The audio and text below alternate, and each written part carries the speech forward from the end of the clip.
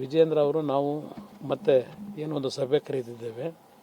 ಪುಟ್ಟರಾಜು ಅವರು, ನಾರಾಯಣಗೌಡರು ಎಲ್ಲರೂ ಸೇರಿ ನಾಡಿದ್ದು ಒಂದು ಸಮನ್ವಯ ಸಮಿತಿಯ ಸಭೆಯನ್ನು ಮಂಡ್ಯ ಲೋಕಸಭಾ ಕ್ಷೇತ್ರಕ್ಕೆ ಸಂಬಂಧಪಟ್ಟಾಗೆ ಎರಡೂ ಪಕ್ಷಗಳ BJP ಮತ್ತು JDSನ ಪ್ರಮುಖರ ಸಭೆ ಏನಿದೆ ಆ ಸಭೆಯ ಹಿನ್ನೆಲೆಯಲ್ಲಿ ನಾಡಿದ್ದು ಸಭೆಯಲ್ಲಿ ಭಾಗವಹಿಸಿ ಸಂಪೂರ್ಣ ಚುನಾವಣೆಯ ಉಸ್ತುವಾರಿ ಜವಾಬ್ದಾರಿನ ತೆಗೆದುಕೋಬೇಕು ಅಂತಕ್ಕಂಥ ಒಂದು ಮನವಿ ಸಲ್ಲಿಸಲಿಕ್ಕೆ ನಾನು ನಾರಾಯಣಗೌಡರು ಅವರೇನು ನಮಗೇನು ದೂರದವರಲ್ಲ, ನಮ್ಮ ಮನೆಯವರೇ.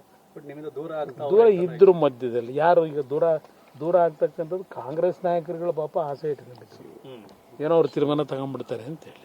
ಅವರೆಲ್ಲಾದ್ರೂ ಹೇಳಿದ್ರೆ ಇಲ್ಲಿವರೆಗೆ? ಅದರಿಂದ ಇರಲಿ, ಅದ್ರ ಬಗ್ಗೆ ಚರ್ಚೆ ಬೇಡ. ಅದ್ರ ಬಗ್ಗೆ ಆಯಿತು.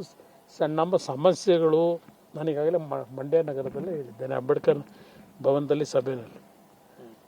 ನಮ್ಮಲ್ಲಿ ಹಲವಾರು ಸಂದರ್ಭಗಳಲ್ಲಿ ರಾಜಕೀಯ ಬೆಳವಣಿಗೆಗಳಲ್ಲಿ ಕೆಲವು ರಾಜಕೀಯದ ಸಂಘರ್ಷಗಳು ನಡೆದಿರ್ತದೆ.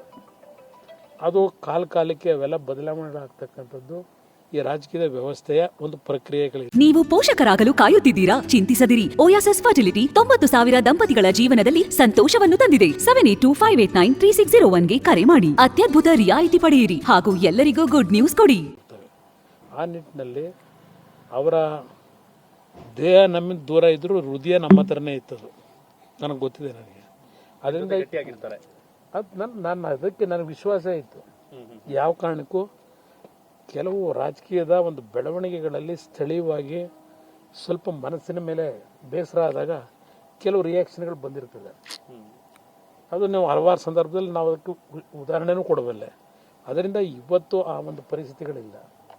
ಅವರ ಒಂದು ನಾಯಕತ್ವದಲ್ಲೇ BJPಯ ಏನು ಚುನಾವಣೆಯಲ್ಲಿ ಸ್ಪರ್ಧೆ ಮಾಡಿದಂಥ ಎಲ್ಲ ನಮ್ಮ BJPಯ ಪರಾಜಿತ ಅಭ್ಯರ್ಥಿಗಳಿರ್ಬೋದು, ನಮ್ಮ ಪಕ್ಷದ ಪರಾಜಿತ ಅಭ್ಯರ್ಥಿಗಳಿರ್ಬೋದು, ಎಲ್ಲರೂ ಜೊತೆಗೂಡಿ ಒಂದು ಸಮನ್ವಯತೆಯಿಂದ ವಿಶ್ವಾಸದಿಂದ ಮಂಡ್ಯ ಚುನಾವಣೆ ನಡೆಸ್ತಕ್ಕಂಥ ನಿರ್ಧಾರ ಏನು ಮಾಡಿದ್ದಾರೆ.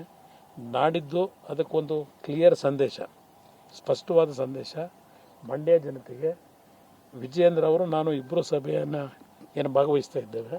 ಒಂದು ಸಂದೇಶ ಮೈಸೂರು, ಚಾಮರಾಜನಗರ ಭಾಗ ಮತ್ತು ಮಂಡ್ಯದಲ್ಲಿ ಏನು ಪ್ರಾರಂಭ ಆಗ್ತಿದೆ ಅದು ರಾಜ್ಯದ 28 ಲೋಕಸಭಾ ಕ್ಷೇತ್ರಗಳಲ್ಲಿ ಆ ಪ್ರಕ್ರಿಯೆಗಳು ಮುಂದಿನ ಒಂದು ವಾರದಲ್ಲಿ ಇವತ್ತು ಎರಡೂ ಪಕ್ಷಗಳು ಜಂಟಿಯಾಗಿ ಯಾವ ರೀತಿ ಚುನಾವಣೆ ನಡೆಸಬೇಕು ಅಂತಕ್ಕಂಥ ತಾಲೀಮುಗಳು ಪ್ರಾರಂಭ ಆಗುತ್ತೆ.